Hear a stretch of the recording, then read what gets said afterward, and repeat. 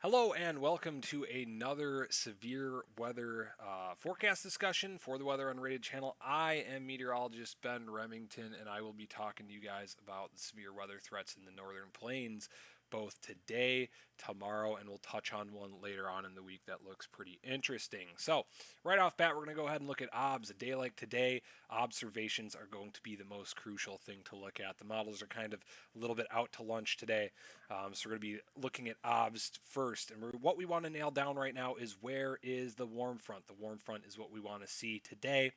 And basically, you can see it very, very easily, but not in the way you might think. Typically, a warm front, you think you want to look for a difference between cold air and warm L. Where it's warm everywhere in the northern plains, what we're really going to want to look for is the moisture content.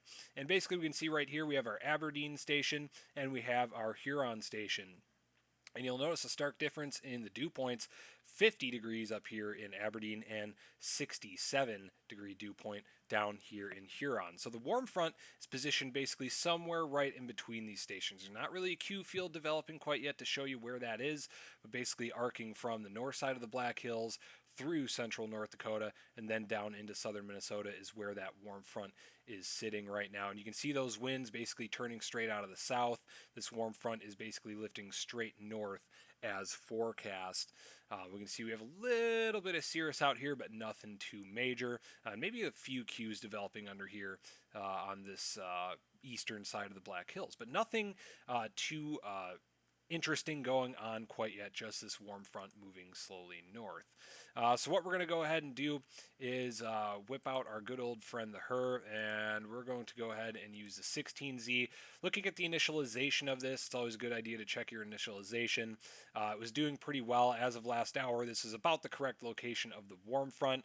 Did a pretty good job on dew points on the south side. Kept it a little bit dry on the north side. You see some 30s sprinkled in there that really aren't there in the real world. And as far as temperature as well, it did pretty good in its initialization. Now we're seeing low 80s to upper 70s in North Dakota and these mid 80s and all the way up to 90s down towards Nebraska. So that did pretty well, at least in taking all of the data it needed to. And so let's look at where this warm front goes. And as we go throughout the rest of the day here, as we get to that 22Z, 23Z, 0Z time frame, we see that warm front lift just to the north of the North Dakota-South Dakota border there. And we're seeing those dew point values sit in the low to mid 60s. There's a few little HER artifacts of 70-degree dew points sprinkled in there. I would bet a lot of money that that doesn't actually materialize, but likely sitting more around the 65-degree dew point range once we actually get towards this time frame. So let's go ahead and take a nice little representative sounding right here and give it a look and see what it's looking like. Now, we have some good stuff. We have some bad stuff in this forecast. So let's start with the good. The good, well, we have a lot of instability. So we see our environmental temperature given here by the red line, and we have our idealized parcel given by the white dashed line. And basically what this is telling is, hey, if the parcel lifts, this is what it should do, and this is our environmental temperature. And we have a lot of separation between those two, which means we have a lot of instability. And that is basically resulting in our CAPE values over here. CAPE standing for convective available potential energy. We have a lot of potential today, approximately 3,200 of it in the mixed layer. Basically, that's taking the lowest 100 millibars, jumbling it up, and then raising your parcel. So we're seeing a decent amount of instability. That's proper value you want to see for big, tall thunderstorms. And as well, another good thing that we're seeing is our winds are turning with height. We see basically these winds are out of the south down here at the surface, maybe a little bit southeast. As we go up to the mid layers, they're basically straight out of the west. So we're getting good turning with height, and that's going to produce something called shear, and shear is going to help organize our convection. So from that standpoint, we're looking pretty good today. We see some decent mid-level, surface to 3 SRH 203. It's good enough to develop some nice mesocyclones. I'd like to see more shear in that lowest kilometer. We only have 60 SRH, not ideal, but you could get some spiked values along the warm front where those surface winds are a little more easterly than southeasterly, so not too worried about that number, at least on this sounding. And as well, our hodograph over here is looking pretty good. Whenever you're looking at hodograph, you kind of want to see a sickle shape, this nice little loop in the lowest 3 kilometers, and we have that. But not everything is great in this case. So one of the problems that I have with this, we don't have a lot of low level CAPE. We see that our environmental temperature and our idealized parcel are very close to each other in the lowest basically kilometer. and that's not conducive to launching those parcels off the ground at a very high rate of speed. They're going to kind of slowly go, and once they get up here, this is where they start launching. And to get tornadoes, you need to launch them right off the surface. So we're not getting that. As well, I don't like our mid-layer flow here. I mean, we get up to about 35 knots here at 6 kilometers. But I would like to see something a little bit higher in the 40, 45, 50, even higher than that, to really go ahead and ventilate our storms. We're not going to be able to ventilate very well. You're going to have more of an HP storm mode, in my opinion, today. And as well, these storms might kind of pile up on each other. They're not going to be moving very fast. We see our storm motion vector over here is basically straight to the east at around 20 knots, just under 20 knots. So they're going to be slow moving. They're not going to be able to ventilate well. And so I think you might end up with a decent amount of storm mergers, storms kind of forming on top of each other, and sort of a messy storm mode. So that's the downside of today from, just a sounding standpoint. That's what I don't like. And those are two pretty big foul scenarios that I do think we're going to see play out today. Our LCLs are sufficiently low, sitting right about a kilometer. LFC is pretty close to it. Obviously, you can't take one single sounding, for everything, but overall, it's a good environment, but it definitely has its flaws. So now let's switch away from that and look at our upper level flow a little bit, and this is where some more problems end up coming in, and that is at our 500 millibars. So basically, we want to remember that our warm front is sitting right about here at this time frame, and it's going to lift north as we go forward in time.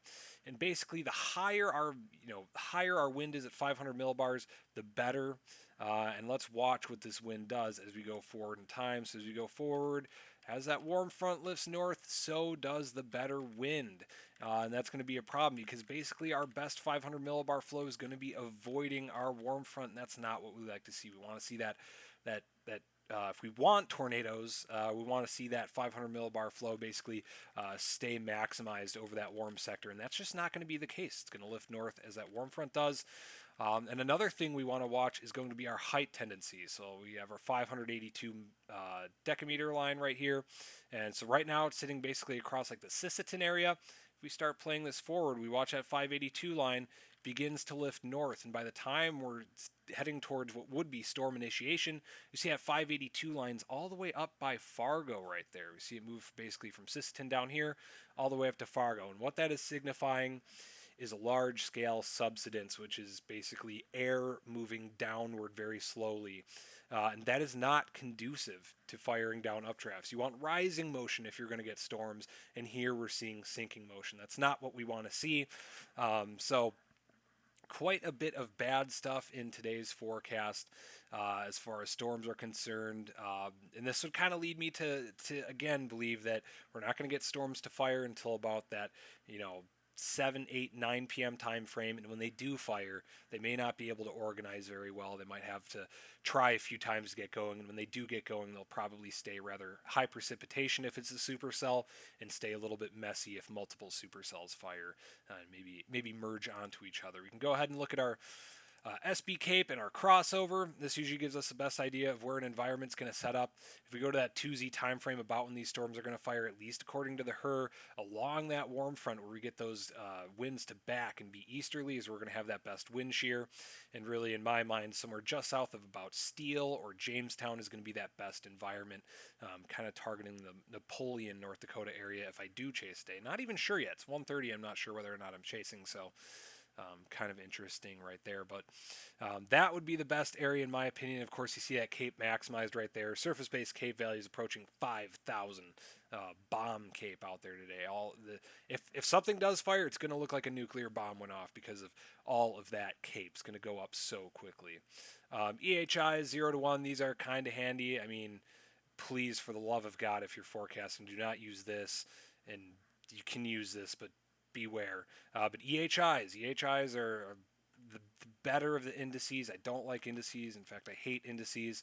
But this one can kind of show you where that Cape and that shear is basically maximized and overlaid. And we see that same area just south of Steele and just south of Jamestown. That's kind of where that shear and that Cape is maximized. So this is in the 0 to 1 kilometer range. And you see that storm, it does fire off a storm right in the heart of that. So maybe there is hope, but I'm not so sure.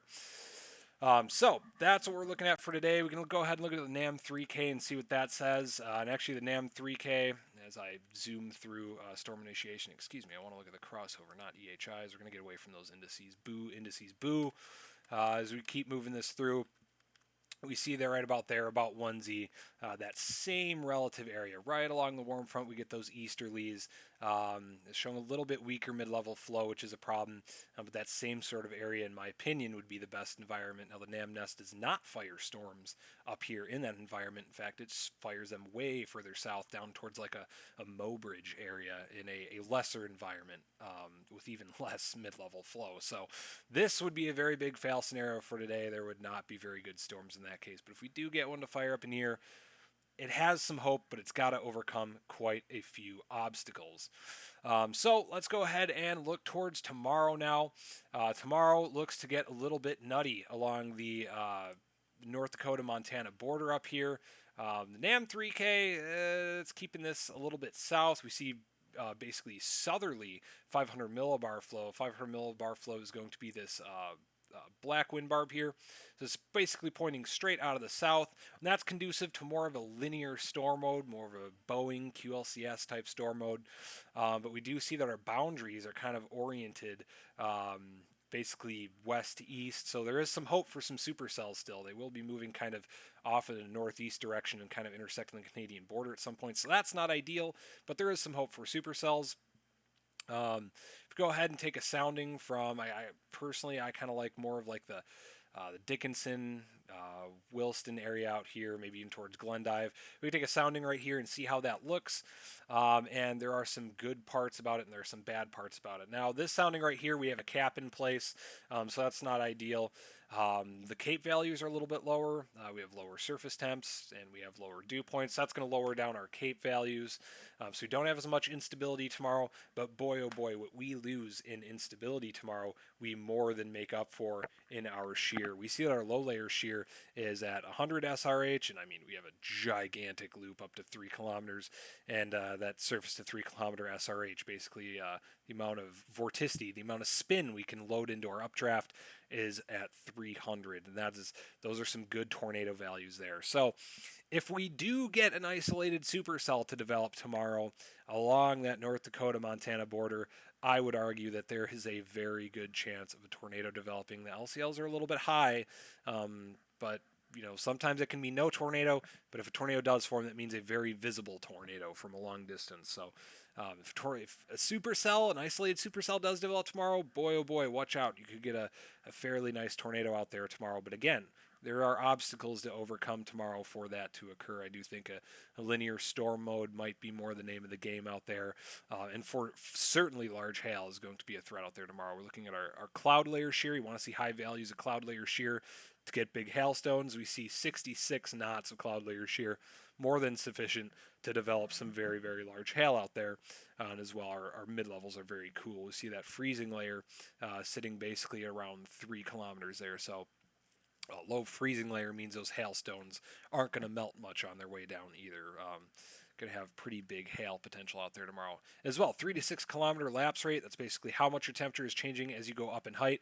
8.6 degrees Celsius, 700, 500 millibars, same thing. 8.9, really big mid-level lapse rates. And that, again, is conducive to fast updrafts and big hail. So big hail, probably going to be the main threat tomorrow. Some wind as well. And if you get an isolated supercell, boy, oh boy, tornadoes, watch out. And so finally, last but certainly not least, let's go ahead and take a look at Thursday. We'll load up the NAM here. We'll stay with this surface crossover. And my, oh my, you get a lot of Cape streaming up here towards this border region, Montana-North Dakota border. And you see there's good turning with height. Again, we have sort of northerly 500 millibar winds, so it indicate maybe a more linear storm mode. But if we look back a little bit, we see those winds, maybe they turn a bit cross boundary, but either way, there are a lot of ingredients here. If we actually go down and look at our dew points, this was what was really kind of making my eyes pop earlier when I was looking at this. I mean, you're getting nearly 70 degree. In fact, the NAM is saying 70 degree dew points in western North Dakota and eastern Montana, and those are just uncommon dew points to get up into this region of the U.S. that's just uncommon. You're going to get big storms if that happens. The NAM likes to add a little bit more moisture than is really there into the atmosphere, but either way, if you're talking, high 60s dew points, you are going to get some very gnarly storms out there. And if we just go ahead and take a sounding right here, I mean, that is quite the ridiculous sounding right there. Massive shear values here. See our SRH is in 200 surface to 1, surface to 3 at 400. So the amount of spin we can load in our updrafts is basically as much as you want. Those are huge values, that more than sufficient to develop tornadoes, possibly even significant tornadoes if you get the right storm. Loads of instability. I mean, 5,000 surface base, 4,500 mixed layer. Big time cape values, big time shear values. This day looks like a real worrisome one. So definitely, if you're going to chase any of these days, this is probably the day to chase, and this is going to be Thursday night out here in western North Dakota. I think there's going to be another target down here by the Black Hills. I get a little bit of wrapping, some easterlies around the Black Hills there.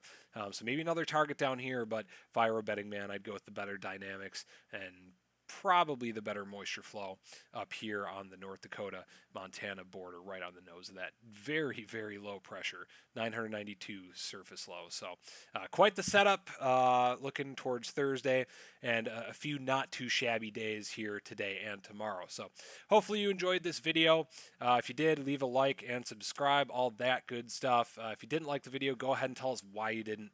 If there's any good severe weather, we will do more of these in the future. Thank you for watching, and we will catch you next time.